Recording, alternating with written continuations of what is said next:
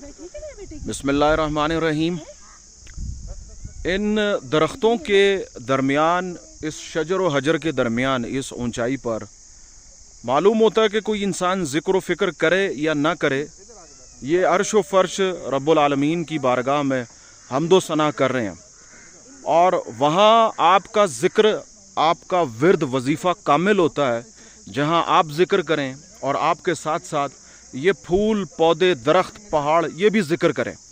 और बिलफ़र्ज़ अगर आप ज़िक्र ना भी करें तो इनका ज़िक्र जारी है, जिसको अल्लाह ताला कुरान में भी बयान फरमा रहा है। मैं मफ़हूम पेश कर रहा हूँ कि ये जो अर्श व फ़र्श है ये मेरे ज़िक्र में मशगूल है। आप आएँ, यहाँ ज़िक्र इलाही करें, अल्लाह ताला की हम्द बयान करें, तस्बीह बयान करें। ये हम्द करना, तस्बीह करना आपके लिए मुश्किल कुशाई का, हाजत रवाई का, वुसअत रिज़्क़ का ज़रिया और सबब बनेगा। और जाने अपनी अज़मत को।